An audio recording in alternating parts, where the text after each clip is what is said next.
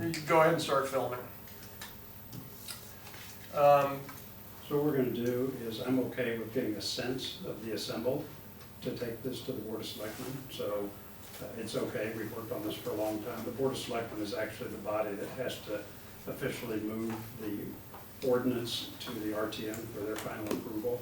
And that's okay, we can actually pick it up with original jurisdiction, if you will, even without a formal vote of this group. So I know you guys have done all the work, not to worry, we'll pick that up at our meeting on Monday. So I would just discuss it and. Yeah, my quick thought, there were some things to discuss, but maybe more that I've just missed some of the steps, so, like, I didn't feel ready to vote on it, but that's maybe just because I've missed some of the steps, so, no critique really. Some drafting things, but nothing huge. Well, Well, we should surface them. despite Flip being out of the area for a number of weeks all through this winter, and including tonight, he's worked on it a lot too. I think the big thing is that there really aren't significant changes from when we all worked on this last year. There are a couple things that have changed. And those were as a consequence of things that primarily John felt needed greater specificity or amplification in. Otherwise, the red line looks like copies that you would have reviewed Yeah, well, last summer and last fall. and a lot better. We were struggling over some basic things last time. It looks like a lot of those have moved down the pike and been smoothed out, so. Well, it is, make up a number, 90%, 80% of the work that we communally did last year. Yeah. Then upon, no kidding, we're gonna ask the BOS for approval. And Flip and I and John decided to drill down and make sure that section by section, sentence by sentence, we were okay with it. Then, over the past couple of weeks, we've had town council fix things that maybe we didn't do quite right, make it consistent, make it clearer, or to rely on sections that should be relied on. So I think what we could talk about tonight perhaps is the changes that we felt mattered since last fall.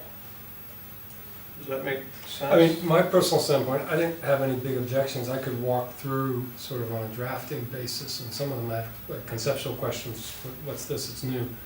Others, I've got a few suggestions of clarifying, but I don't know if I've got any basic things which are like, ouch, this has gone the wrong way. No. So, I mean, it looks much improved from where we all left it, where I remember it. So, I didn't see it in final form for vote, though, to be honest. And I thought it needed one more cleanup. That was sort of my view, but I may be I maybe haven't followed your progress, so I'm not trying to rain on the parade. Well, fair enough. John, do you feel comfortable jumping in at this point and pointing out the changes since last fall that you caught and you thought were important to straighten out? Sure. I mean, And should I jump in when I have a comment? Yeah, Or absolutely. I don't mean to interrupt if you want to get flow. well, I mean, if we want to start from a standpoint of what has changed probably since we last met, we had a meeting, and when was the last time we did meet? I think November. November, okay. Since then, we've had a few meetings with town council, a harbor consultant, Jeffrey Stedman, who you know, attorney by the name of Matt Marion. He's a maritime Specialist maritime. Yeah.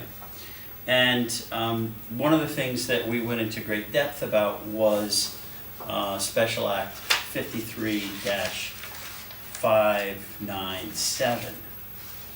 And going into that, looking over that document, we discovered that, there were some things here that enabled us to update our ordinances and allowed us to make the changes that we were looking for. Now, I had had some conversations with Deep that I didn't feel really went in the right direction.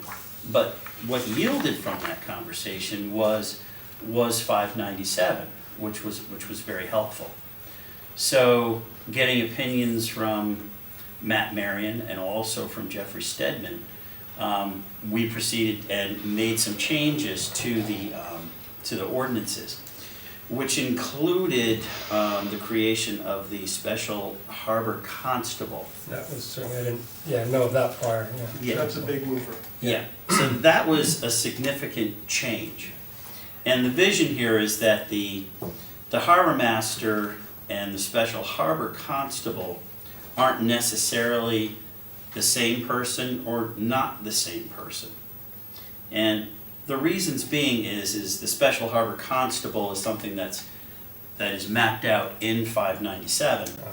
And the harbor master, of course, is, in my capacity, I am Connecticut harbor master, state of Connecticut, for Darien. 597 talks about a harbor master appointed by the Board of Selectmen as a constable, and that constable is referred to as Darien harbor master. So the harbor constable is charged with enforcing the proposed ordinances, or even technically, looking back at 597, it would be even the enforcement of the existing ordinances. So, losing my train of thought. So, that's a significant change. And that well could just be you and the same person, but now Right. you're acting under a different regime, Right. and you feel more comfortable with that regime on this set of duties. But there is also an importance of having a state harbor master also, because there are things in the ordinances that are not covered. I liaise with Deep all the time on different matters within the harbor. That's something that's covered in the ordinances. That would be something that's covered under being a state harbor master. So it's kind of a twofold position now, with the fact that we understand what our ordinances are and how they're supposed to be utilized under 597. I think that was information that was lost to all of us. So now that we understand it, we're moving forward with these new ordinances, which creates this special harbor constable, whatever it's called. I'm trying to think where you want to go. See, originally when I came, I was going to talk about, I think you and I discussed how we got here was sort of like the topic. Well, let's do that then. Oh, okay, all right. So, as part of when I speak to the selectmen this coming Monday,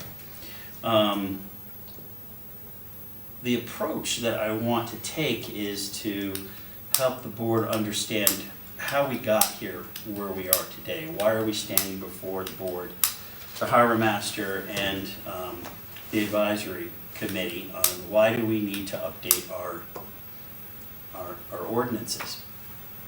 So I've had the pleasure of being in this town for over 50 years. When my parents moved us from Norwalk to Darien in 1971, the harbor looked a lot different.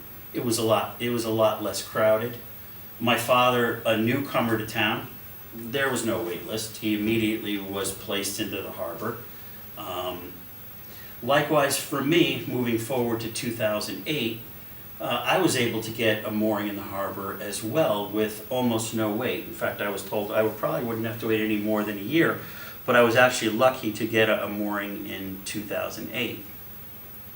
And then if we move forward and look at what happened to the boating community during COVID, it greatly changed how Darien Harbor was. So, before I was even harbor master, I would be going through the harbor and I'd be scratching my head, trying to understand what I'm seeing. Now, I had seen some anomalies over the years, and I understood from being at the boat club, there's a story for every situation that you see. And not being privy to any of it, all you sit there is with this curiosity. So, when I first came in, it was like, there were mystery vessels. You didn't know where they came from. They might be there for a while, they might stay for a while, they might disappear. Rumor mill, I heard rumors that moorings were being rented. Empty moorings, and as harbor master I found out some of the people with these empty moorings, they didn't have boats.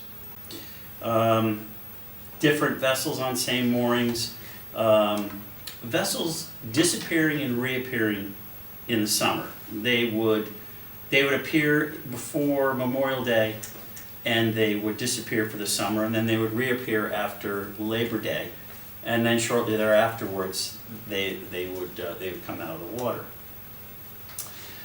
There was also situations where I saw moorings were being transferred outside the established process. So there were a few issues to tackle. And one of the things that I decided I wanted to go after, because I knew in many circumstances there were moorings in the harbor that were permitted for vessels that I knew were stationed elsewhere.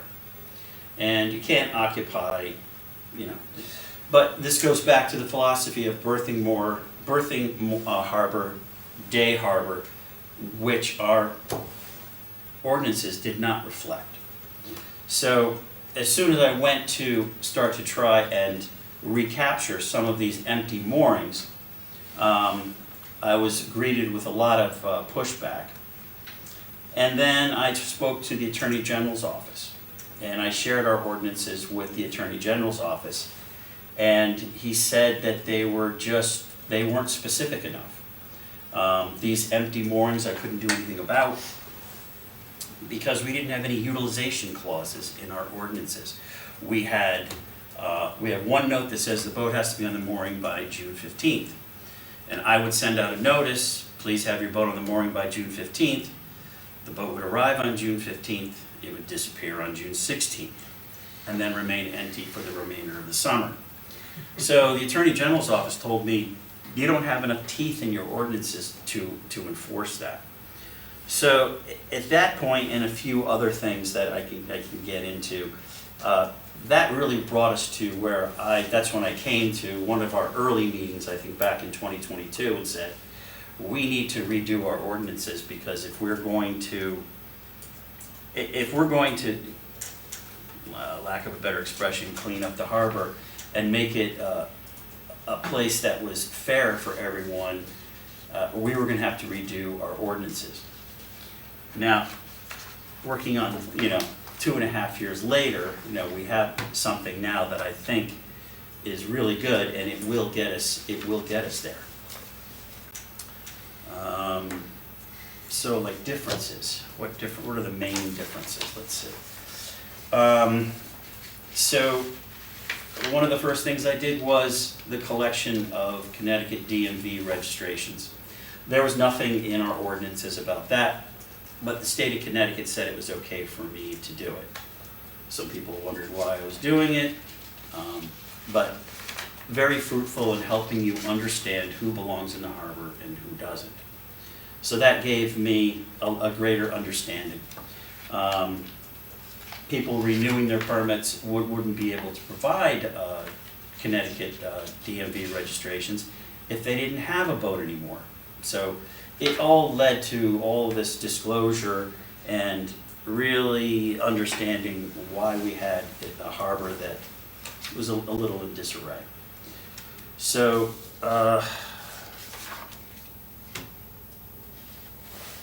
major changes. Major change, the differentiation between a berthing harbor and a day harbor. Not specified in our ordinances, but something as a practice previous harbor masters had always enforced. There was separate procedures for the berthing harbor, Darien and Norotan Bay, and different procedures for Scotts Cove and Ziegler's. Classifying the two harbors as different creates what is necessary for proper assignment in Darien Harbor and also being able to differentiate. Not being able to differentiate the two was challenged on a number of occasions, that if I said you had to be on the mooring by June 15th in one harbor, how come you're not requiring it in the other harbors, Ziegler's and Scott's? Rafting up. Anybody who's been in town for a while knows that rafting up applies to Ziegler's and Scott's Cove. It doesn't say that. It doesn't specify you shouldn't be doing it in a berthing harbor, which someone could have done if they just looked at the ordinances and said, well, it says I can put 3 boats on a mooring in Darien Harbor. You don't specify that it's different. So there's, like I said, I could go on and on and on, but there was just clarification. People didn't understand the process, they didn't understand the permitting process, they didn't understand the wait list.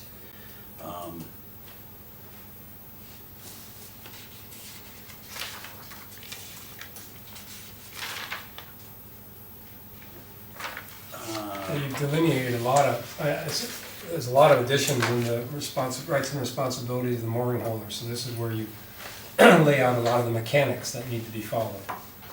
I mean, it seems very Yes. specific, seems very good. Right, so we didn't have, we only had, I think there's one page on the town site. I think there's a little bit of FAQs on the harbor master's page. It's sort of diffuse though. Some of it needs updating. Yeah. It just didn't go into enough depth. And, these ordinances are from the 20th century, and we need ordinances for the 21st century. So there didn't need as much specificity like when my father arrived in the harbor. There was no wait list, there were no real issues. Harbor master told, where to put the mooring, and that was pretty much the end of it. So these just bring us into the 21st century and help us manage a harbor, our main harbors, that are highly utilized.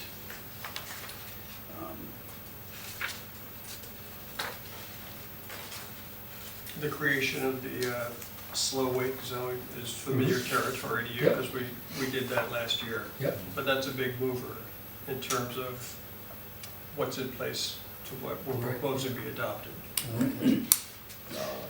Yeah, something that probably could have been established some time ago, but with the advent of Great Island, it's more important than ever to have this no-wake zone. No, I like that quite a bit. Yeah. And you've got it well labeled on the map chart. Yeah, and I've got color, well, it's actually in our black, I think, yeah, in the clear copy, it's the actual nav chart, Yep. which you saw from last year. I had a question if you wanted to put a town waters one in also. There you were delineating the harbors only. But if you wanted to put another one, or another, I guess, colored line perhaps, not an additional chart, that might show the town waters. Here you were, in that one, you're just delineating the harbors rather than Correct. the waters. Yeah, It may be helpful to also either put another chart in or add additional colors which show the town waters. That was our intent, but we've never gotten a clear answer from the state of Connecticut. We have a general idea. We know that we're one of 3 towns where the town's waters run all the way out in the sound to the New York line. to the mid-sound. How it jogs from the 5 Mile River out to the state line, we can't get a definitive answer from. I've been told by the Marine Police that there's 3 different versions of that, but they all do agree that it runs out to the state line. I, for one, didn't think the paragraph on page 3, I'm still trying to figure it out. I think it has some lack of clarity in there. And I mean, okay, so maybe that's why, that you've got some ambiguities still exist, but one thing seems to say the southern extremities of Chupin Point. I don't think anything goes to Chupin Point. I think we stop at the Stamford line, which divides Holly Pond, the entrance of Holly Pond in two, from Stamford to Darien. So I think this paragraph needs some refinement, and maybe a chart might help with that, with a asterisk saying there's still ambiguities with regard to 5 Mile. I don't know. I believe it was the intent to update this paragraph, but without a chart that we could rely on, we didn't feel that we could really update this paragraph. But some of it, I think, reads incorrectly. Well, the Chupin Point, from what I remember in our discussions, the intent was that our waters went out, I believe, as far as Chupin Point went south. So it's a line going out that then is intersected by a southern. Like, so if you were to line. go south to Chupin Point and then you were to draw a line. Yeah, I was wondering if that was what was trying to do, but it doesn't read clearly at all. That doesn't, well, in the end, it doesn't turn out to be accurate. But we don't have the real definition from the state. I think Coast Guard, Department of Transportation, and DEEP can't agree upon what exactly that jog out of 5 Mile River is. Well, but that would be on the east side. Still, we seem to have the ambiguity on the west side. So I think this paragraph needs some resolution to it. Needs to better it. I don't quite know what that is, but You see in the red line that this is the original definition, with the only change being to make sure that we I understood. think I we were recall us outside of the talking fish about that. islands. Yeah, We I did. still think it's wrong. Yeah. We talked, well, So I wouldn't push it that further than the line. I think we can better this somehow. Even if there's a parentheses which says, you know, an ambiguity is still being resolved with regard to the eastern. would you take a whack at that? I could, although I've admired a lot of the other language that people have used. So I feel someone's doing a real good job at these, except for that one. I'd be happy to try that, yeah. I'll send you something back. I mean, What I would like to do in the scheme of things, I'd like to I think that take and make comments quickly enough that we don't throw the BOS meeting yeah, I can give you, like tomorrow. I can give you, And then we can give it to Patty and she can turn out a revision, which we can share around amongst all of us, and if it goes through the weekend, that's no big deal. Do you think that's possible? yeah, what time tomorrow? You pick, Just anytime tomorrow. anytime tomorrow, Sure. keeping in mind that That's fine. it'd be nice to get it to Patty before I'll give it my lights shot out. in the morning. I'll do something. Yeah, Great. sounds good. I can actually send you an image of one of, I don't know which division. Hey, Rob. I don't know which arm of either I don't know if it's Coast Guard or one of the arms of Connecticut government, but I can send you a picture of the water going all the way down to the state line. That might help you a little bit. I think I get it, but that would be helpful to see that. Yeah, I'll send you something in the morning. On that same thing, I had a comment on the Fish Island definition. This could be being a little picky, but it seems to sort of, let's see. If you read 7, this is on page 2. If you read 7, it's sort of indicating that the navigable waters for the Fish Islands exist between Contentment Island and these two vertical lines that drop. But it doesn't indicate basically that something I also think we'd want to include in that is the waters comprising the waters around the Fish Islands also. So it's not only the zone between Contentment and the Fish Islands in that those two dropped vertical lines, but it would also be the waters around the Fish Islands extending to their most southern point. And I think this this paragraph seems to miss that point, even though it gets very specific about everything north of the islands. So you could add just a clause in there, which is, how do I do this? All navigable waters lying between the individual islands comprising the fish islands, and between the fish islands and Contentment Island, with regard to the latter, more specifically, the waters south, and then it goes into your definition. So this would just be including that which lies in between the islands to their southernmost point. What are you trying to get at? Well, here it looks like we're declaring this extra harbor area to be things, waters just north of the fish islands, in these, between this east and west boundary. That's all I read here. I don't read that, like, for example, when I'm in between the various islands, I'm still in the Fish Island Harbor area. And I think we do mean to include that.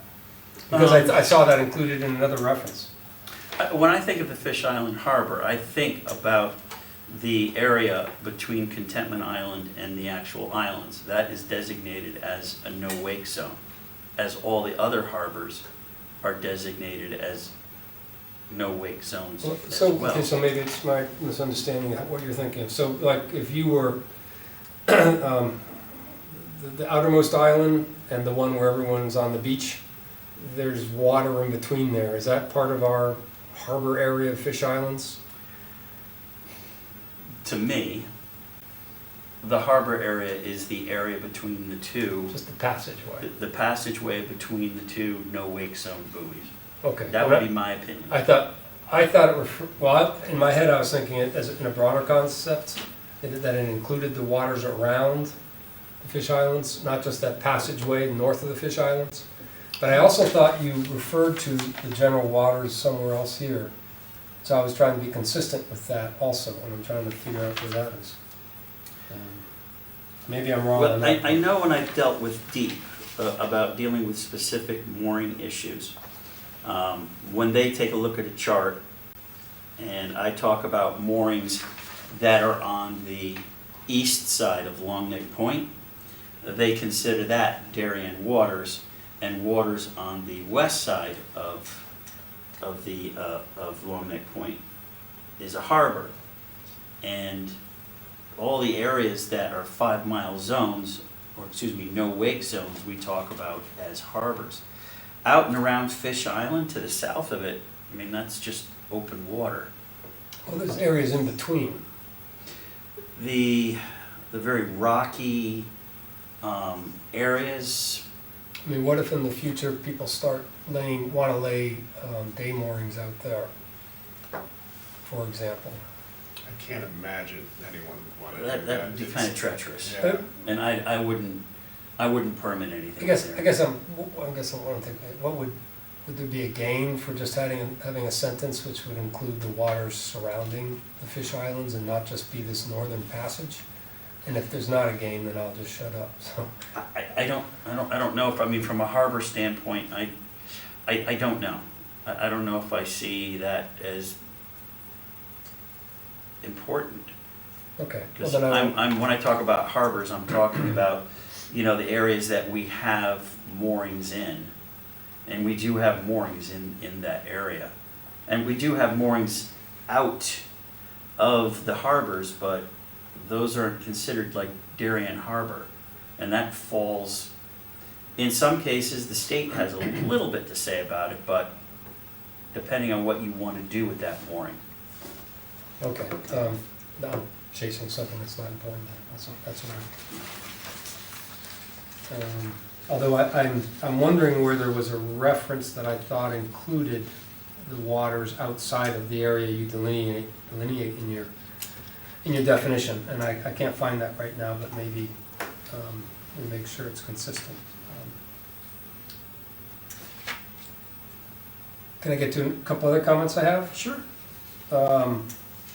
And some of these are nitpicking, so we can go over them fast, or maybe just think about it. In the definition of berthing harbor, I just thought that was pretty awkward language. Where vessel, page 1, berthing harbor means a harbor where vessels use moorings as their location. I just think that could be worded a little more clearly like are placed on moorings at fixed locations in the harbor and left unattended for multiple days during the boating season. That'd be a smoother way of writing that, but it's wordsmithing. I just tag it as someone wants to refine it. Again, I think it could, an example would be berthing harbor means a harbor where vessels are placed on moorings at fixed locations in the harbor and left unattended for multiple days during the boating season. Just, it seems clearer than use moorings as their location. I think that seems hard to understand. You could use stationed. I'll tag it and move on, because wordsmithing is a drag of a thing to have Okay. too many bodies lose time over, but I'll just tag that, if I think something could be improved. In the second paragraph under day mooring harbor, you use the word berthing type moorings. Is that something we want to define in the first paragraph? You basically are defining it, and now you're starting to use it. Well- That might be helpful. In the next iteration, we'll have to get into harbor tackle, which is not part of this. That's a separate, that'll be and once this is passed, the next project we go on to. Yep. As anybody who's been in Ziegler's Cove, you've seen the difference between a day harbor mooring and a berthing mooring. Yeah. Bridle versus PVC pole with just a single bridle hanging over. What needs to be specified, I mean, that is a type of tackle by standard is not defined in our tackle standards. But it has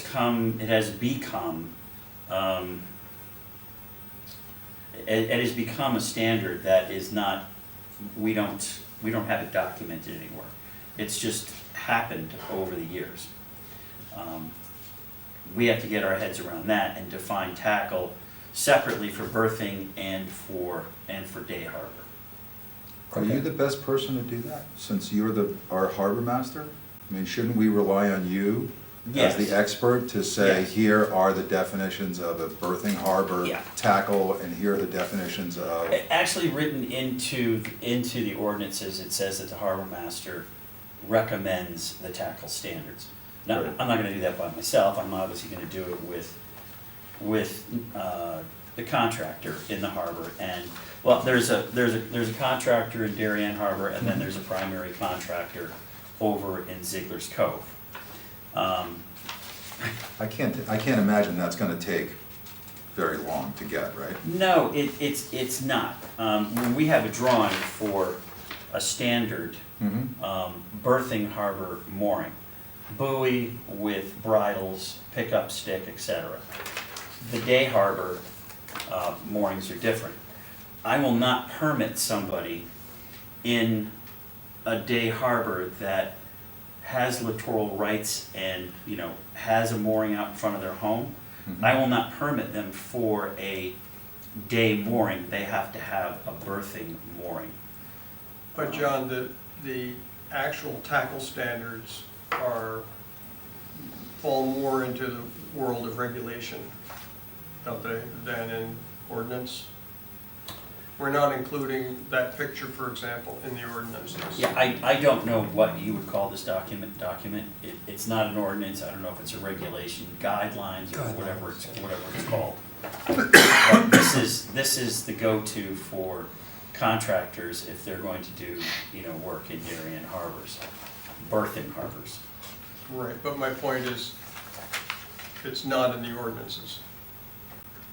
I think there's reference to it. There's references, There's references, but that's no. it. It's always been kept a separate document. Right. And here you're just saying, this isn't where you want to get into definitions of a berthing type mooring or day harbor moorings. Right. You're going to do that in these guidance pieces or whatever we call them going forward. Yeah. Yeah. Okay. And then what's the, I'm not too fussed about this, I'm just curious, what's your concept of allowing the constable to allow boats to occupy the berthing type moorings in day harbors with written permission? Is that recognition of some grandfathering? I'm forgetting where we are. Where is that? In the middle of the paragraph under day mooring harbor? constable may allow boats to occupy berthing-type moorings and day harbor moorings with written permission? Yeah, because, for the most part, if you look at the previous paragraph, it defines what are berthing harbors. Day harbors can be day and berthing harbors. If you have littoral rights, like for instance, Oh, that's. yeah, so Scotts Cove, there are littoral, moorings in there. Ziegler's, we had one, now that person was a renter, they're now gone. So there are no, per se, any berthing harbors, berthing moorings in Ziegler's Cove. But you don't want to specify littoral rights there? You're just gonna, you want to leave that more flexible? No, I don't. I mean, at a case-by-case basis, whenever I talk to someone, whenever I'm about to permit someone, we have a conversation. I understand, how are you getting to the vessel, where do you live in relationship to the mooring, if it's a littoral, property owner. Okay. But there's only even in Scotts Cove, there might only be 1 or 2 true berthing moorings in Scotts Cove. The rest are day. Right, yeah. I'm on page 4 now. Operation of boats in public beach areas.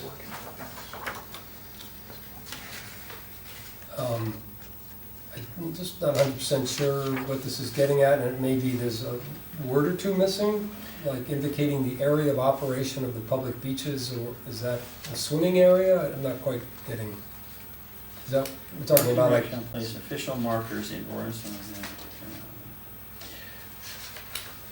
Which are you on again? section 78, 78, 24, page 4, halfway down. So this is most likely, well, Park and Rec does hold the buoy permits for the swim areas. Maybe some time ago, they also held permits for the mid-channel markers. Those are known as privately maintained navigational aids. They're not controlled by the Coast Guard. So in my conversations with Park and Rec and the police, sort of the ownership of those mid-channel markers have sort of like fallen by the wayside. I think as budgets were depleted, people said, not mine anymore. I have engaged the Norotan Yacht Club to maintain them now, and I take them out of the harbor master's budget. It used to be, I think, Park and Rec. Then the police told me they were maintaining it, and they didn't have the budget for it anymore. And then they started falling into disrepair and floating away. So I have gone to the Norotan Yacht Club, and now they're maintaining the 4 day markers that we're permitted for. And as I said, Park and Rec, the swim buoys, they take care of those. It's the swim buoys, yeah, I think you could add a couple of words in here to sort of just clarify what that is. I just didn't, it's like, we're talking about boats operating in public beach areas, and then an operation of the public beach area. I mean, I think just talking about buoys and swimming instantly would clarify it, but, again, wordsmithing, this didn't ring clear to me when I read it. So I just think that could have some more specificity. The section below. So what are you suggesting, Bill, that the word swimming be inserted between official and markers? Um, I think you could just take out operation of boats in, and just label that section public beach areas. That would be better. Okay, You might also want to say the areas of operation in the swim areas and areas of operation of the public beaches. To put swim in there, I think helps. And then there are private beach areas. Where? Tokenique. You know, Yacht See, all of, well, I can't speak for them. All of these all of these swim area buoys are controlled by the state. I don't permit those, so. I don't know about Tokenique Beach Club as Just far being as. defined down here, right, on the map. And then there's the road beach area on Contentment Island, right, that's with the buoys. Those aren't supposed to be there. I'm Anyway. currently pursuing that with, Right. Enough said. but they've been there for 50 years, so, you know, it's just, but they're not permitted. Again, dogs, boats, buoys. So at another comment, and this is wordsmithing, but I think this is wordsmithing that has more import than some other wordsmithing. Slow no wake zone, which is a very important concept, as we all know. I think you just need to have stronger language, so this is, you know, legalese, but it just seems to me you need a definitive statement, all Darien harbors shall be no wake zones, period. And then you could say, in a slow no wake zone, a vessel shall not produce more than a minimum wake unless the speed is necessary to maintain steerage, etc. It's just, you need a strong definitive statement, and then you can have the qualifying condition thereafter. But as it's written, actually, it seems that such an area to be termed the slow no wake zone might apply only to an area where you need to maintain steerage when traveling in a strong current. It's sort of like unknown what that modifier is, to what part of the sentence it's going. So again, it's just sort of sloppy. You're talking about maintaining steerage? So this is sloppy drafting because it has like a misplaced modifier. Does have a misplaced mark. Yeah, such an area being termed the slow no wake zone. So you don't know if that refers to the whole area where there's a minimum wake zone, or just where it's necessary to maintain steerage when traveling with a strong current.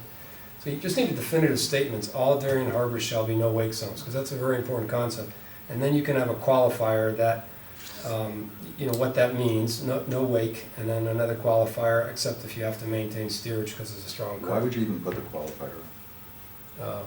Because it's an ordinance, people aren't gonna, I don't think there's even a reason to put a I sort of qualifier. agree with that. Yeah, I Because sort of if agree. you're gonna. Why water it down? Right, well, Sort you of- know, if somebody is off course, they're going to use their, you know, that's common sense. So I would just say, no, it's all in no wake zone. And nobody's gonna do it, everyone's gonna understand what that means. And the only reason they would do it without breaking rules is to keep them on course during a windy day or something. So, Correct. so, you know, I would just drop the whole thing and say everything's in our harbors and no wake zones. I think that's the most effective way to get what you want. Instead of qualifiers and in case of The this. vessel should not.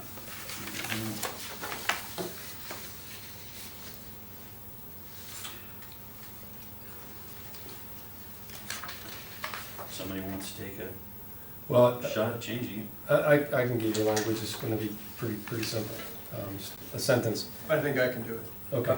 I'll tell Patty some of these changes. I'll wait for Bill for a paragraph as we talked about earlier. And we'll get them out to Patty right away. And therefore, there'll be another red line, end of day tomorrow or whenever she can get to it in advance of your BOS meeting.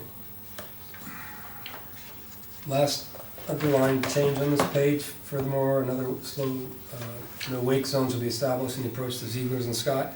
Do we want to just mention buoyage there as well as, What do you mean? do we want to make a, I guess it is maybe more of a question. I do not want to change that sentence because this is the one sentence that the state of Connecticut has to weigh in on. Let's keep it really simple. And and no they will not approve our ordinances until we approve them first. And there is a pre-approval process that I've already gone through with them. Okay, I've sent this to them, good. they have pre-approved it, I do not want to change I that. get it, that's good. Okay. Yep, All right. good. That's definitive. So the next page, this is me wandering into legalese, but this is 78.26 minimum mooring standards. So you have this comes up in several places. You have this special harbor constable, and what he's meant to do is who shall attempt to coordinate and avoid conflict. I just think that's sort of wishy-washy language. I wouldn't draft that way. The special harbor constable who shall coordinate with the harbor master, just period. I mean, just why have these funny tries to avoid conflict? I just don't. That was something that I raised, and town council advised we left it that way because of certain concerns about, I don't know the best way to phrase it, but state and town and special harbor constable and harbor master, she felt that there were, since they were two different positions, but they could be one person, they might not be. So she felt it was best to leave it that way. From a practical standpoint, Bill,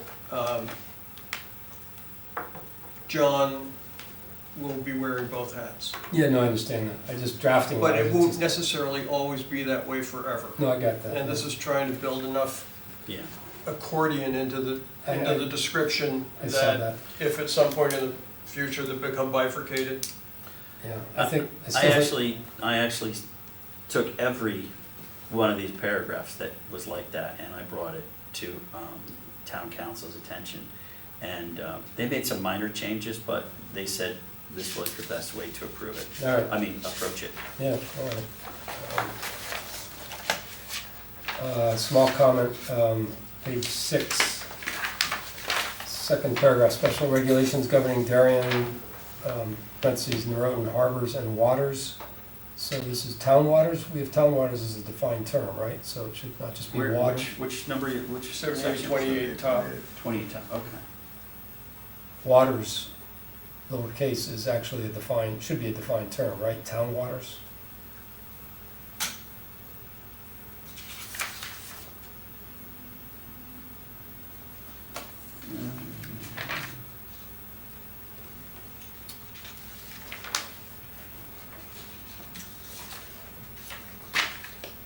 It says so in the paragraph below.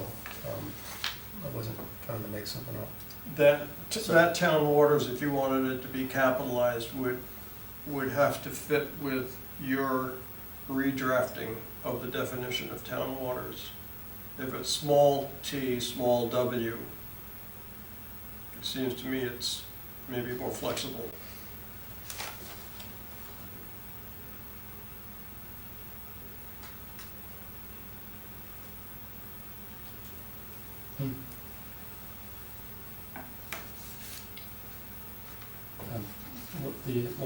What's different? I don't, what's that distinction you're making? I'm not getting it.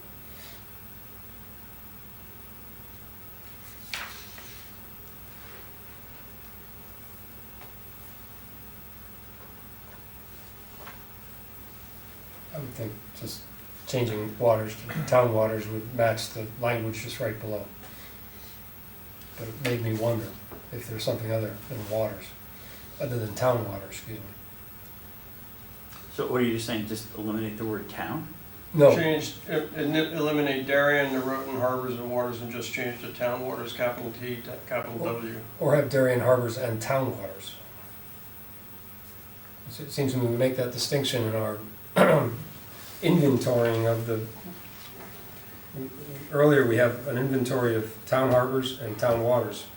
And I would think everything else would flow with the reference to town harbors and town waters. And here all of a sudden there's a lowercase term named waters, and it makes me wonder, is there something that we don't cover? It's Okay. just water. Yeah. Anyway, at the bottom of page 6, rafting of boats. Just a question I had, on the last sentence of 78-31, may disperse rafted vessels for reasons including safety and interference with other boats.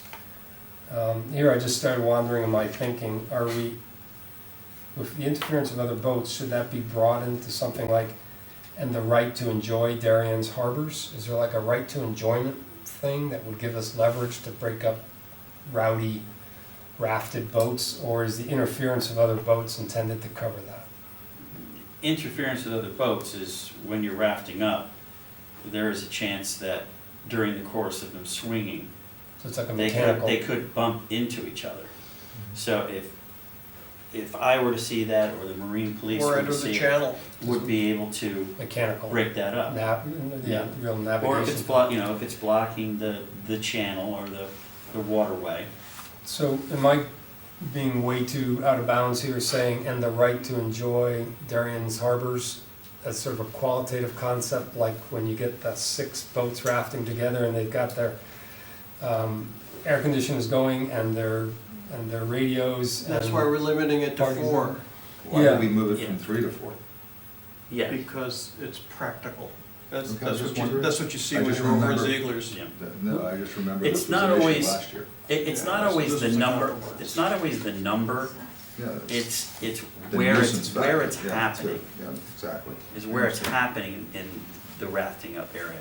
You can put 3 boats and 3 boats be under, and it still causes, because you can't basically say on this particular mooring, if you raft up, you can't have a boat No, I- larger than that. right. So you just have to make it, when it causes interference, you're able to disperse the vessels.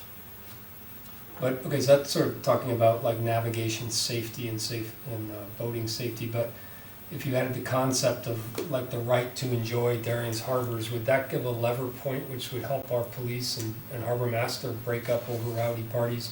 Or is that getting well beyond what we should do here? I think it's just a little more than we need. Yeah, okay. How about Sounded navigational, like- how about sounded like- navigational interference? Sounding like we're adding the 4th Amendment to, Yeah, that's all right, I'm just, I knew I was wandering a little on that one. yeah.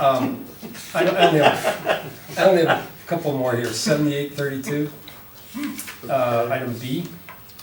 7832, I D? B. B as in boy. Okay. So, I just thought this was, again, clumsily worded. If you go down to the middle of the paragraph, it says, and any of these listed boat owners may hold the permit in the event other listed owners choose to sell their interest in the boat. My mind started wandering, what's all that mean? I think I get it, but I think it'd be more easily accommodated by, in the sentence before, adding a clause, and as amended by the owners from time to time, parentheses, such amendment to be disclosed to the harbor master. I thought that language was clearer than this middle sentence. The purpose of this paragraph is to not to discourage partnerships, but not create multi-generational inheritance Right, moorings. right.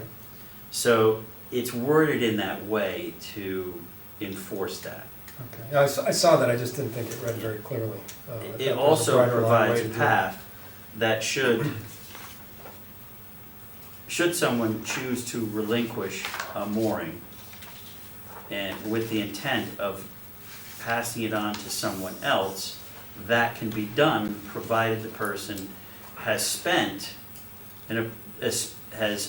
time on the wait list and has reached a position where they're eligible for a permit in the harbor. So you could facilitate a transfer, provided you've done your time Yep. on the wait list. I'm in agreement with the concept, Yeah. again, the wordsmithing.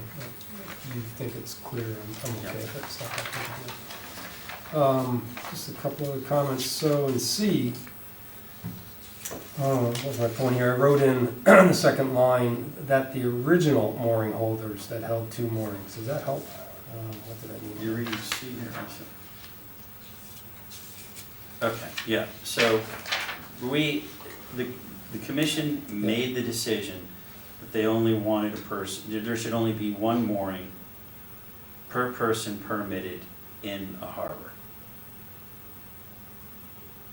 People with 2 moorings currently are grandfathered.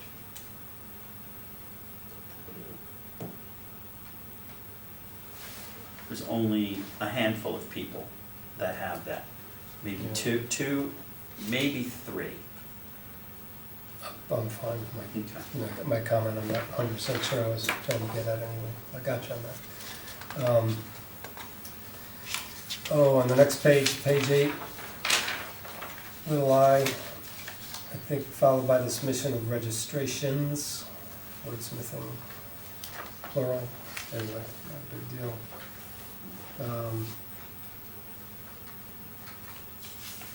And one last comment on page 9. Wait, where's your registrations, plural? Middle, third sentence of little I. Okay. You got it. And one other comment under M on page 9.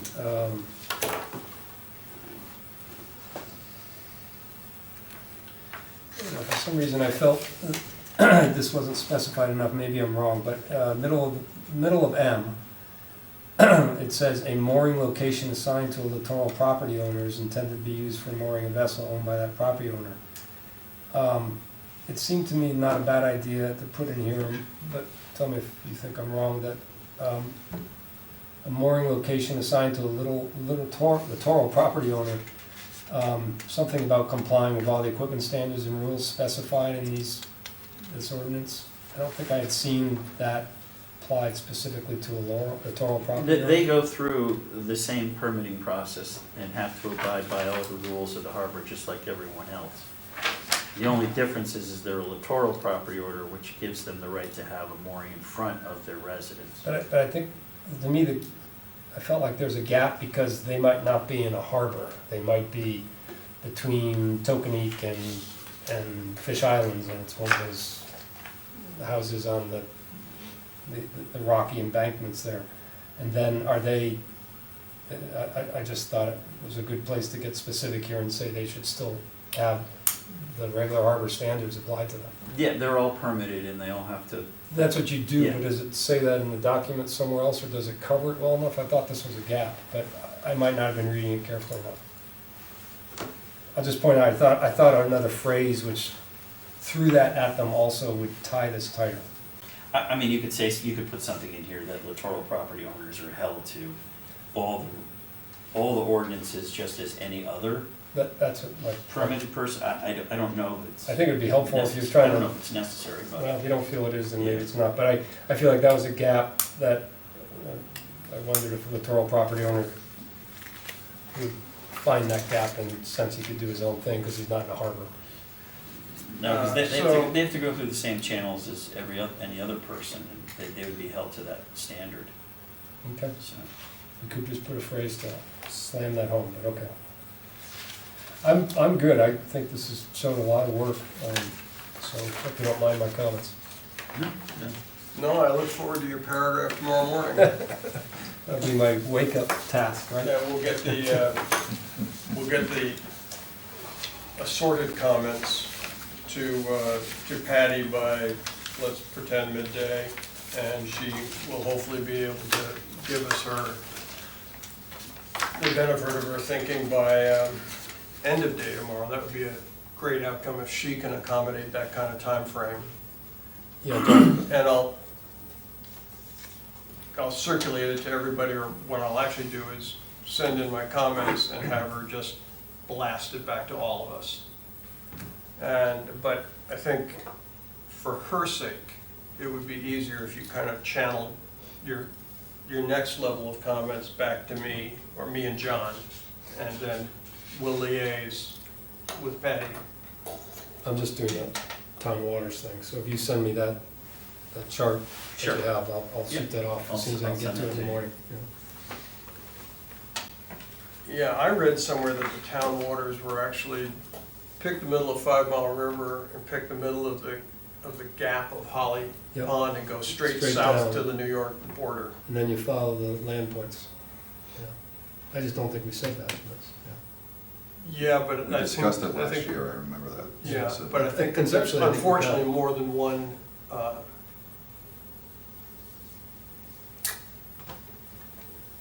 definition of Yeah, of well, maybe- those waters. Maybe I'll think of some line that is okay to codify that, is squishy that way. Okay, thank you.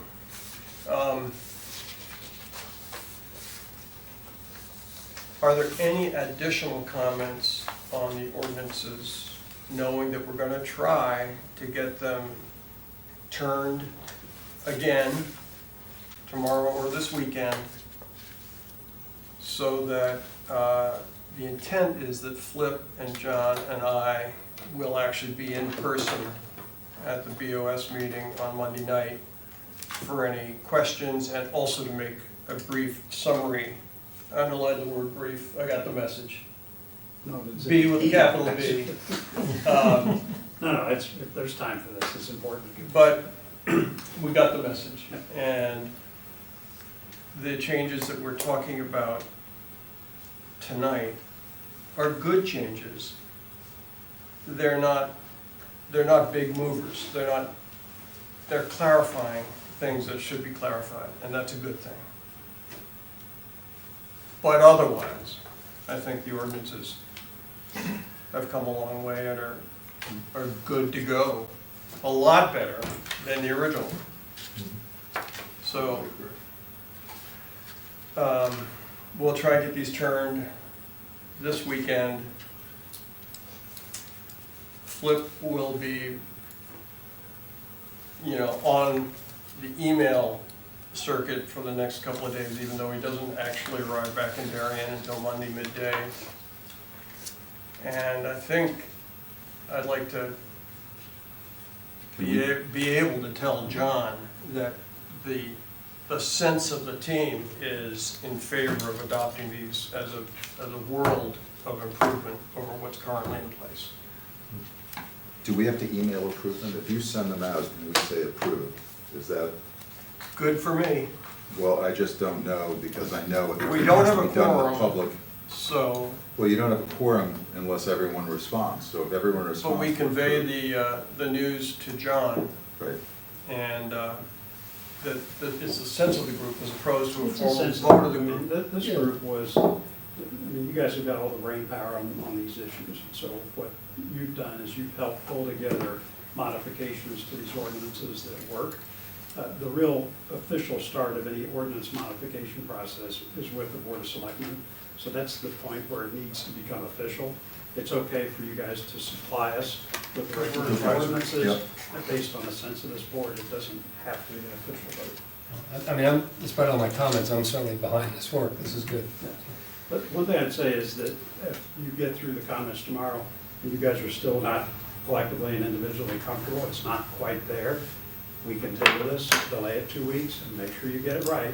Because as I think I've talked to several of you, it's important to try to get this just right, so that we don't have to modify the ordinances again in the future. We want to get something that's correct and can be consistent over a period. Well, and I'll make a deal with you, which is that either through the weekend or sometime on Monday, if it appears as though there's still a disconnect, We'll table it in Then- 2 weeks, that's fine. I'll request tabling, we'll share it with everybody, and we'll do it again in 2 weeks. Okay. That's good. Enough on ordinances?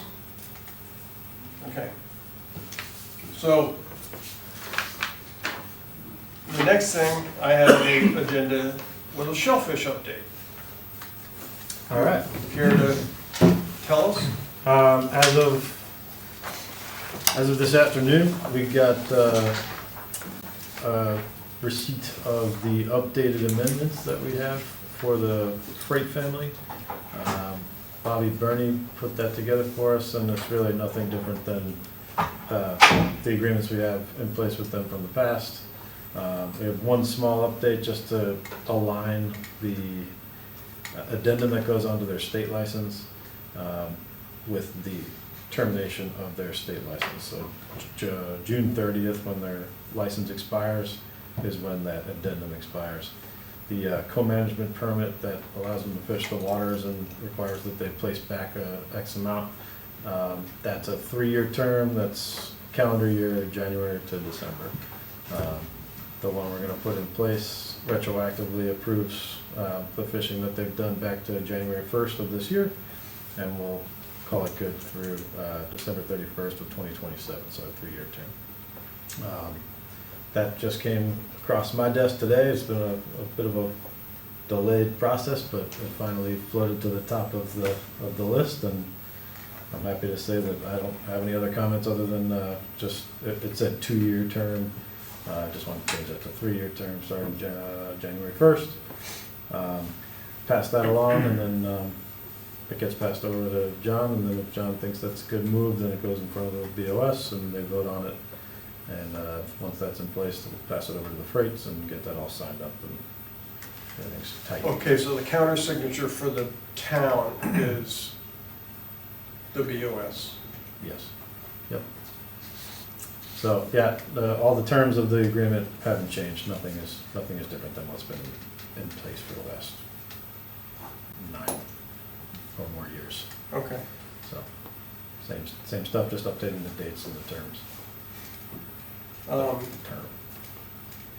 The next topic that I've got, which I'm not sure I can add a lot to, and Susan, you might be able to, is dredging.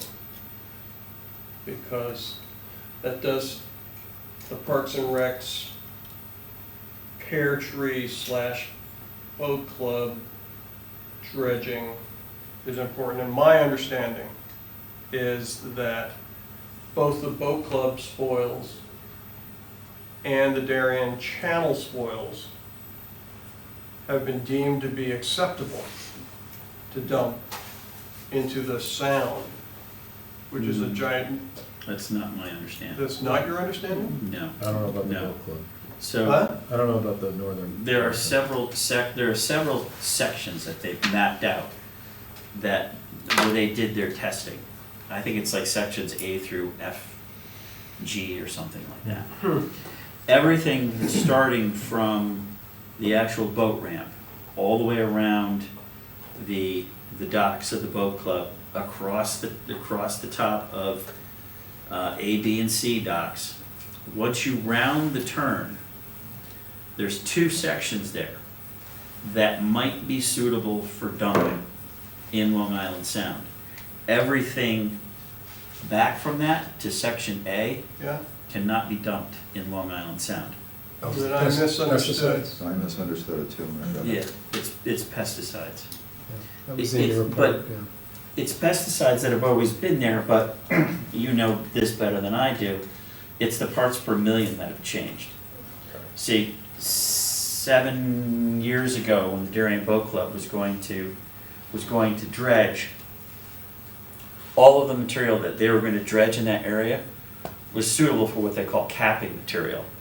So harbors that had bad contaminated silt could be dumped in the middle of the Sound, and they would take the Darien Boat Club's material and cap it. That capping material is now unsuitable for disposal in the Sound, except for the last 2 sections. Now, there was question whether those last 2 sections, it sounded like they were gonna be okay, I think they were borderline.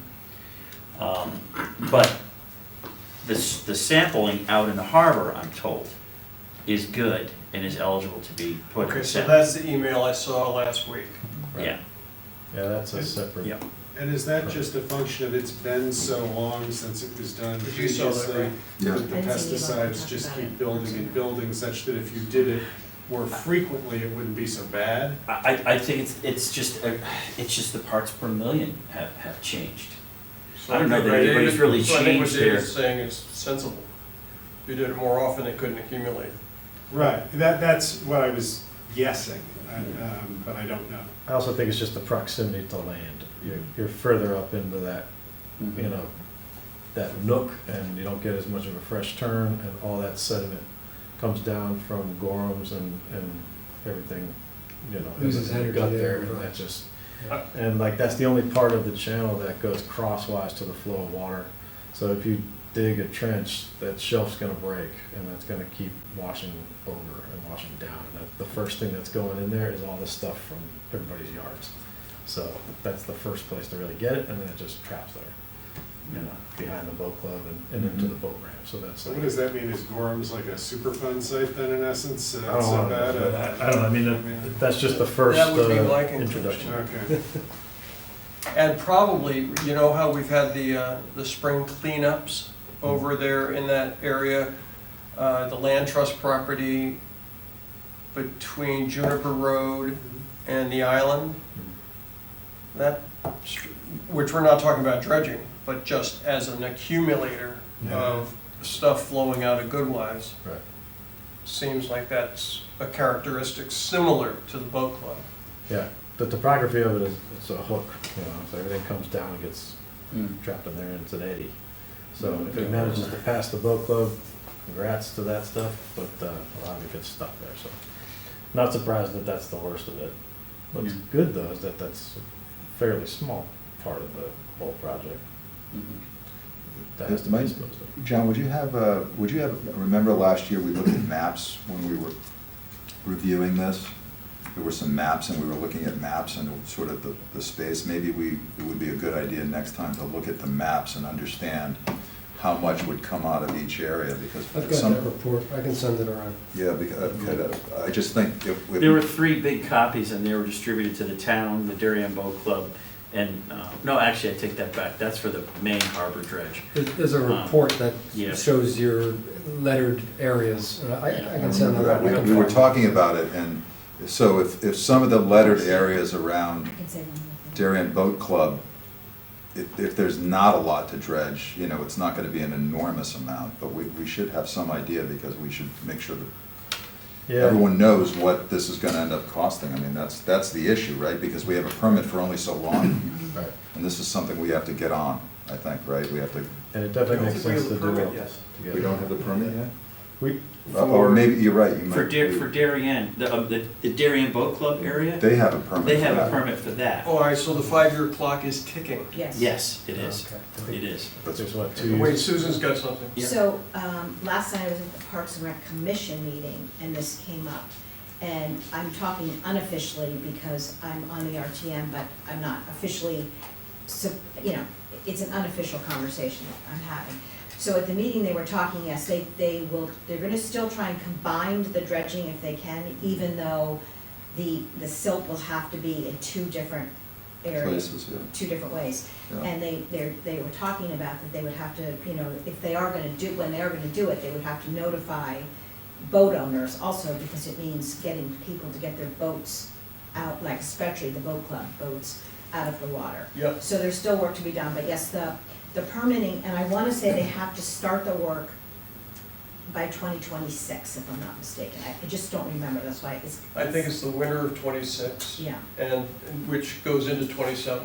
But the good news is that because the harbor is cleaner, the cost will be a lot less. So they don't have any costs associated yet.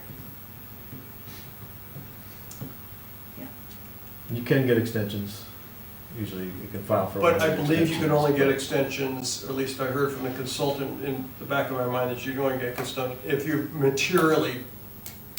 you've made material progress by the end of that 5th year, then you can request and are likely to get an extension. But if you've done nothing, Right, and I think they Right. said because the permit was part of the whole pear tree, it was very specific, and they really don't think it's a good idea to try and get an extension. They think this is the commission talk, or this was Jen talking from Parks and Rec. It's much better if we try and go ahead and do it and not try and get an extension. I agree. She has a lot more, Jen would have a lot more information yep, from Parks and Rec. yep. And I went to one of their meetings last fall, and it was a lot of information. P&Z also had a meeting on this as it related to the parking lot, which is the boat ramp, which is therefore connected. Okay, that's it for dredging. David Kahn, are you gonna be a sport and organize a spring cleanup again? I can do that. I can also propose a date for the fall as well, if you like. Great. I think 2 worked last year, right? So, Yep, although the fall cleanup, didn't we get much less than we had thought we would get?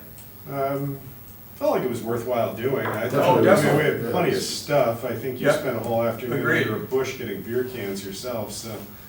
It's unbelievable. The beer can distributed near the, what's that area called? It's right near the Junior sailing area. Darien Junior Sailing area. It's the Darien Junior drinking area, apparently. So anyway, will you you know, in the next few weeks. So we'll shoot for Saturday mornings at a low tide, you know, around In 8 May, a.m. Does that work? in May or April, Yeah, low tide, morning, just like you did before. okay. They're Done. fun, and they're fun. Yeah. And they're fun. It's useful. I have two topics of my own that are, I'm throwing them out to the crowd because they bug me, but I'm not quite sure how within the ACCW remit they are. But I would love someone to come up with a bright way to stop having Mylar balloons wind up in our waters. I pick up balloons off Long Neck, off 5 Mile River, in Darien Harbor. They don't all say DHS at all. I mean, they're different things, but they're Mylar balloons in our waters with typically long strings or ribbons that hang down into the water. And they don't degrade, but they do deflate. And I'm sure everybody in this room has seen them from time to time, and we always pick them up and bring them in and throw them out in the trash. I understand that there's such a thing as a biodegradable balloon, but I don't have high school kids. I haven't bought balloons in decades. I'm not the expert. But if anyone amongst us has a bright idea as to how to, Where do they come from? Palmer's? Party City went bankrupt, didn't it? Are we talking about Darien specific balloons? Because I mean. no, They could come from anywhere. I mean, we're talking step one is Darien, but step two would be a bigger effort. Well, this is where education and awareness comes in. I mean, if somehow we can grab part of that message with regard to the PR we have after each cleanup, like maybe we lay out the balloons and have a special message on that. I mean, this is where environmentalism is very frustrating. It's about educating the public and having messaging that goes out. And I think maybe we tag that as something special. Special aspect of our debris cleanups. All right, so if people have any bright ideas, I'd like to keep it bubbling. That was my bright to idea. talk about it. And it's good. Now, here's my other pet peeve, which is I'd like to think about the possibility of building a breakwater among the clumps. Well, that's a big idea. I think Flip already went down this path, and I think, And what it does is, you know how American Yacht Club was built with the rocks from '95? Right? The big area at American Yacht Club was built from the blasted rocks in '95. okay, I would love to figure out a way for the town of Darien to stitch the clumps together. They're unnavigable. You could put mud and dirt, maybe grass, make it a fish home, make it a crab home, make it an oyster home. you'll be fighting They this. finished the Second Avenue subway, so you missed that opportunity So, to get all the the stuff. Second Avenue subway is not a good source, I agree. But if 95, and you might be particularly interested in this, but everybody, I think, knows that the Darien Harbor is phenomenally at risk from southern wind, southern waves. And I think if we could find a way to create a breakwater that would be a great habitat, make it be a plus for oysters, for birds, for clams, it would be a tremendous gift to the town as well as to anyone with a boat. So, I don't know how you do it, but it does strike me that the source of rocks that would be affordable is probably DOT. Blasting a new Super 7, widening the Merritt, widening 95. What are they gonna do with the rocks? Well, like American Yacht Club, put them on a barge and drop them off at the clumps. Why do you need rocks? Why couldn't you, I mean, aren't there more It's modern natural. techniques? Martin, I mean, you would know better than anyone of dropping in concrete structures or something, not that I'm It's advocating natural. for this, but. It's natural, they have to be disposed of. Yeah, it's probably gonna be your best chance of getting it done is with some sort of natural material, but, And I want to create a place for fish, crabs, clams, oysters. I don't know, if you can't pave a road going out to Great Island, doing something like this, which is that degree of difficulty, if that's 1 or 2, this is 15, you know? yeah, that's, I'm not arguing with that, but I do think that actually, these are waters off the harbor, so deep is the first stop, not the last stop. I think if Make deep. sure the people from Nash Island Army think it's a Corps great be the idea. first go right to the Army. Yeah, Army Corps would be your first stop. I can't say, That's a good I idea. gotta be honest, I can't say I share your objectives. I think it's an objective for boats, and I understand why our harbor is bad. My boat's broken, It's three great for twice. kayaks, honestly, but Well, kayaks maybe appreciate the aesthetic of what's already there more, because you get close and personal with it. So like when I hear of just the clumps being just rocks, they're beautiful rocks, and I love to go out and when the water's really they're humming. not beautiful. Well, they're not when you have a hull you're trying to protect, I agree with that. So my point is though, you know, you're really sacrificing the aesthetic for the safety of boats. That may be a No, town no, choice. not just the safety of boats. Safety Think of the about mooring the field. damage Safety of the mooring to field. Pear Tree Beach. Yeah. Think about damage to the boat club from these southern driven waves. So I'm not sure that's gonna do it, because I think climate, I don't know if climate resilience would say this is the way to protect the land. I think there could be questions to be asked of the experts that way, and there are a lot of experts pouring over our coastlines these days saying, here's how you protect what you wanna protect. But I'm not sure they'd agree with that.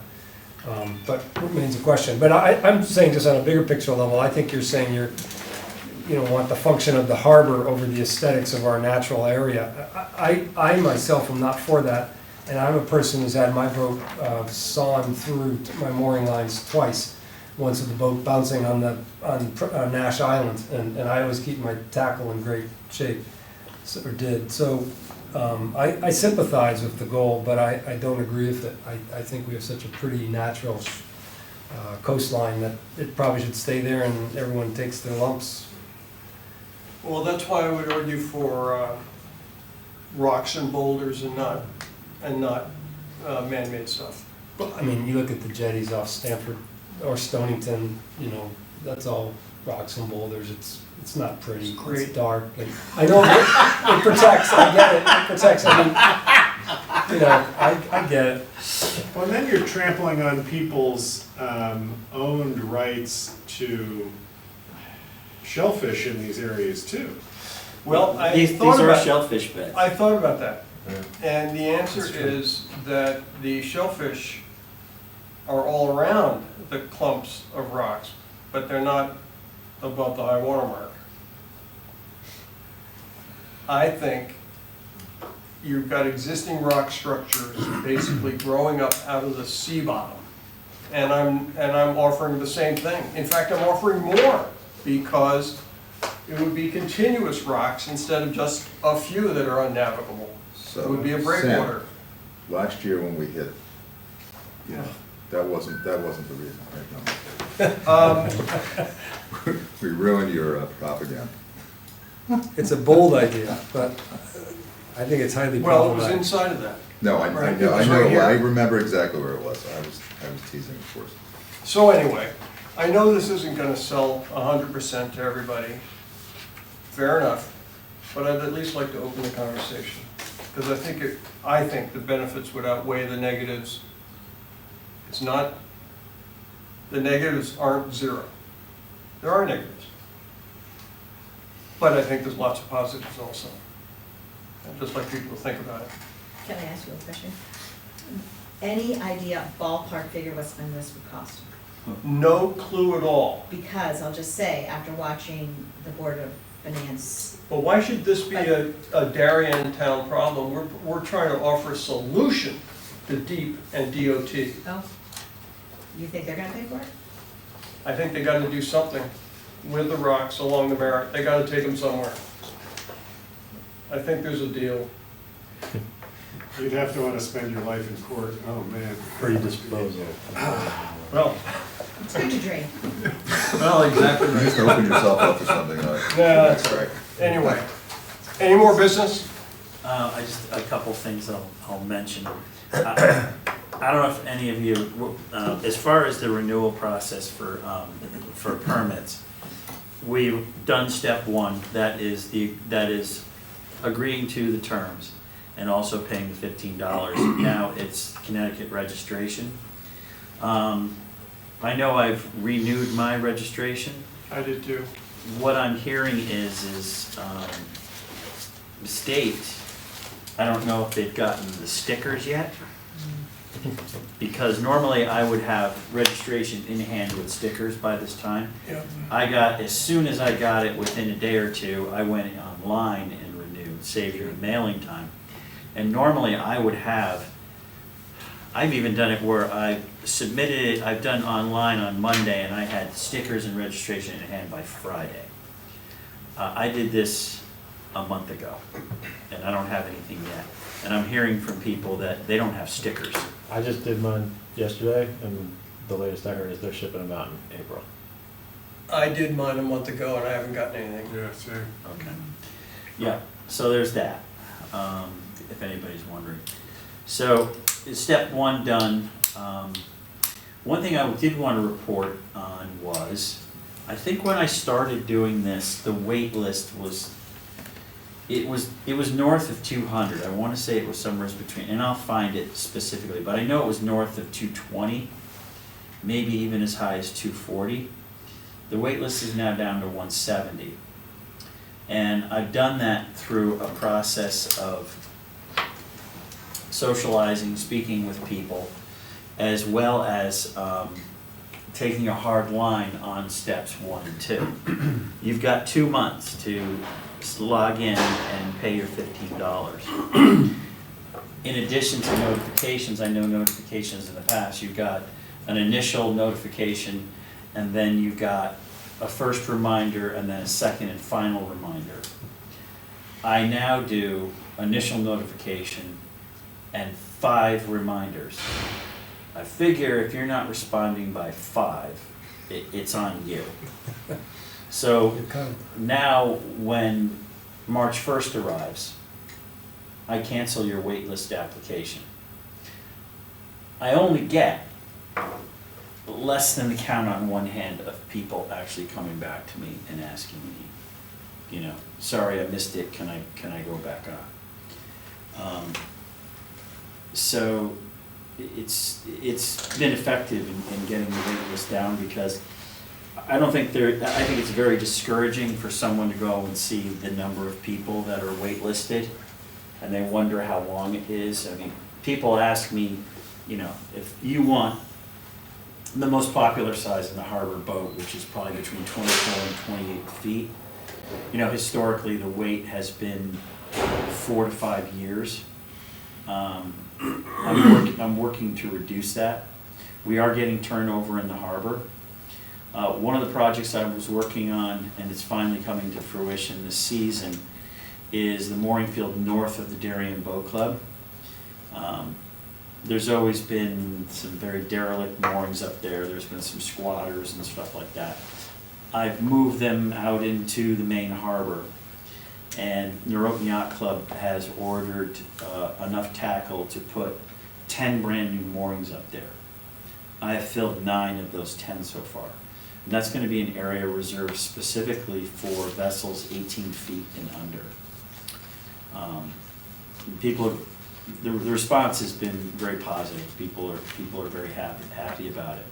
I may expand it to 12, but we'll have to see. But I'm also been able to place an additional 10 boats in the harbor. But it's amazing the turnover. I put 10 in and 4 open up. So it's just constantly I'm trying to refill and refill. I've also made it aware to people that ordinances, if they go through, you get one deferral. If you do a second deferral, you're off the wait list. I like that, that was crisp. And that comes from, I had people on the wait list who'd been on for 10, 12 years, and I know they were turning down Tom. And there was records showing that he'd turned them down several times. They had turned him down several times. And then they did it to me like twice, and I finally said, I'm gonna start enforcing it. And most people get it. They understand. So there is progress. Good. It's coming along, Well done. yeah. Don't want to belabor the dredging point. Put it on the record that I know we have a lot of good engineers working on this project. If there is any way to take the material from the boat ramp section that must be dried out and hauled off otherwise. I'm sure somebody's thought of this, but it should be used, if it's able to be used, as a fill for the parking lot project. We've talked about this With the before. use of, It was a no-go, right? Yeah, this is where I would suggest the engineer control variance, which is a mechanism that can be used to create a proverbial cap, depending on X amount of fill plus 3 inches or 6 inches of asphalt. Cap on top of it. And you cap that. I know it's a sensitive area because it's a coastal zone, so perhaps maybe that's out of the question, but the project I've been working on for the last 5 years is reliant upon the engineer control variance, which allowed us to, when you Keep it all. engineered, what does that mean, engineered control variant? What- the engineered control, in our case, for example, is a 12-inch thick, 12-inch thick layer of clean fill, whatever that might be. In our case, it's dense grade aggregate. And that, with a marker layer, a high-vis orange fabric, is the engineered control that allows us to, I mean, if we didn't have a cap, we'd have to hog out everything. And hogging out 18 acres is just insane. It's not realistic. Yeah. Superfund sites, you have to do it, I guess, but like, it's not gonna happen. So, that. Maybe go back to parks, right? Maybe you go back to parks, because they were the weren't they the controlling body? Right, they were the controlling body, right? Yeah, and I never really got to talk to anybody about it, so this is just I'm standing on my soapbox. No, but I mean, this is your role, this Just is your an job, idea. right? I mean, this is what you do for a living, And so. if it would work out, that would be a major savings for the town. Yeah, you gotta go through a couple of hoops with the state to get the engineer control, if that's the mechanism that they decide to use, but if you can keep it on site, it's already in the water, if you could put it under a parking lot, perhaps that makes sense. So Lori Bohr, who's the Parks and Rec Commissioner, Yes. and who's unfortunately away this week, you should talk to her, would be my Okay. suggestion. Okay. Go through her.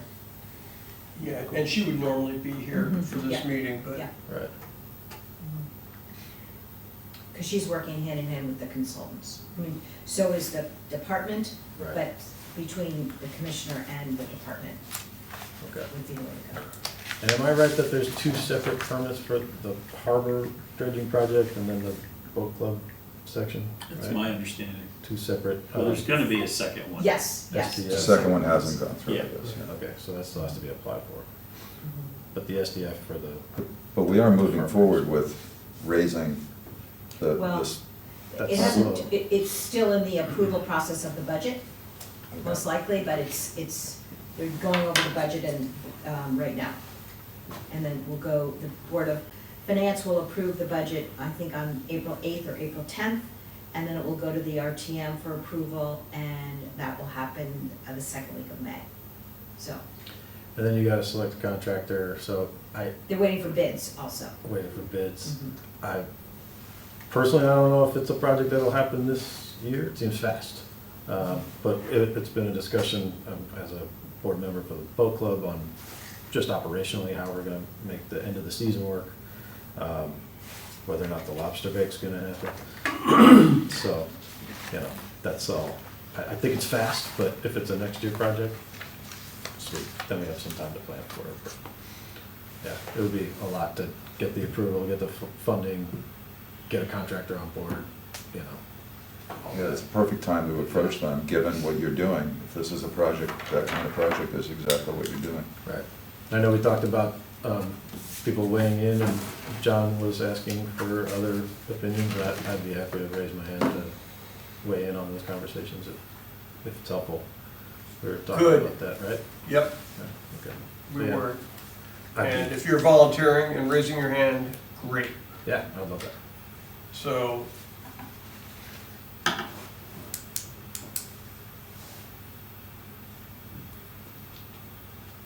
I think what I'll do is I'll just reply to Casey, copy you, and say, representing the ACCW. Cool. Sign me up. Okay. I'm ready to adjourn. Everyone else? I've got 3 quick items. But you are kidding. I'll reduce it to one. I promise I How about won't. that? I sent you guys a couple attachments. Did you see those links? And, Yes. Yeah, those are interesting. So I won't mention those. You got them, but those are worth a couple minutes of your time to take a look at. They're things from the Long Island Sound Study, so they're like funded things that have been happening with regard to Long Island Sound. But the thing I was going to mention, more specific now for my only disclosure, my only other business here, is had a call with Marty this morning. David missed it on a flight back from Chicago. The Connecticut Oyster Recycling and Restoration Project. This is the billion oyster shell project, the Connecticut version. There's a couple guys in Fairfield, used to be on the Fairfield Oyster Commission or Shellfish Commission, who got a grant to recycle oysters in the state of Connecticut, and Deep has approved their The shells? the shells. Yeah. Okay. And Deep Aquaculture has approved what they're doing and is, I guess, looking at where they might then take the recycled shells and redeposit them on beds to help with restoring beds. And so they've got buy-in from both aquaculture as well as from Deep in general. And they're soliciting restaurants on the coast of Connecticut to give them their shells. And they then take the shells and store them for 6 months to de-germize them. That's a word. And where was that? That was in Bridgeport or? East Haven. East Haven, thank you. They've got a site there, and they're up and operational. They said they've collected, I think it was 600,000 shells over the last year and a half that they've been operational. About a little more than half of those, I think they said last year, were put back in the water, restoring shellfish beds, which tend to be the ones offshore that are least. So aquaculture is liking that because it's, I guess, providing, they call it culch, the stuff to which the The only way an oyster grows, as I understand it, is the spat sticks to a rock or a shell.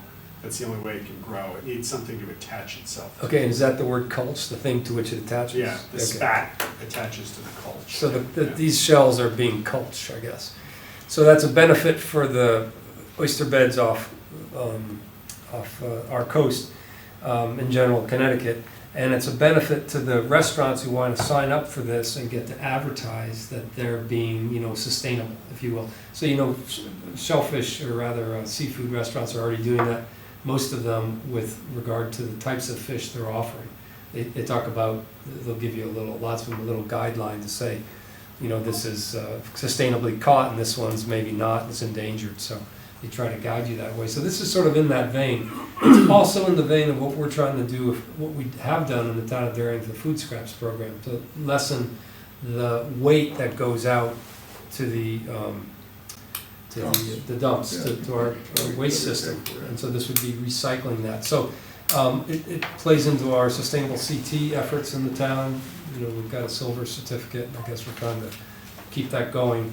And I think also would be real, so what they proposed to us, let me circle back to that, is that we enlist the help of some Darien restaurants to get into this program.